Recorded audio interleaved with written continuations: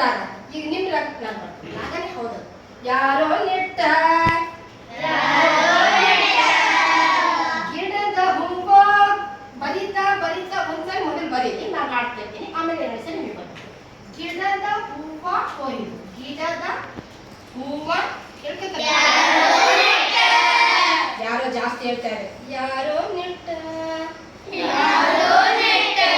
ಗಿಡದ ಹೂವ ಕೊಯ್ದು, ಗಿಡದ ಹೂವ ಈಗ ವಾಪಸ್ ನೀವು ಬರ್ತಾ ಇದ್ರೆ ನನ್ನ ಜೊತೆಗೆ ಹಾಕ್ತಾ ಇದ್ರಿ. Ready start.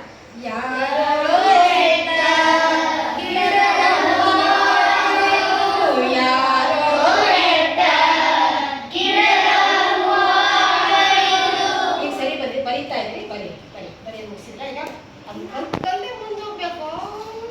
ಅನ್ನ ಹೇಳಿದ್ದೀನಪ್ಪ, ದೊಡ್ಡ ನೀರು ಹಾಕ್ಕೊಂಡು ಅದನ್ನ ಕುಡಿಬೇಕು. ನಿಮ್ಮ ಕೈ ತೊಳ್ಕೊಂಡು ಕುಡಿಯೋದಲ್ಲ, ಅನ್ನ ಆದ ತಕ್ಷಣ ನೀರು ಹಾಕೊಂಡ್ಬಿಟ್ಟು ಅದನ್ನ ಕುಡಿದು ಪ್ರಸಾದ. ಅದೇನಂತ ಕರಿತೀವಿ? ಪ್ರಸಾದ. ಊಟ ಬೇರೆ ಮಕ್ಕಳ, ಪ್ರಸಾದ ಅಂತ ನಾನೇನ್ ಮಾಡಿದೆ, ಅಲ್ಲಿ ಹೋಗೋ ತನಕ ಅದು ಏನಾಗಿತ್ತು? ಬಾಳೆಹಣ್ಣು ಆಗಿತ್ತು.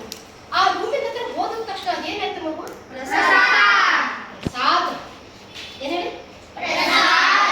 ಇದು ಕೂಡ ಒಂದು ಪ್ರಸಾದ. ಈ ದೇಹವು ಕೂಡ ಏನಿದು? ಪ್ರಸಾದ. ಏನಿದೆ? ವಚನ. ಯಾರೋ ನೆಟ್ಟ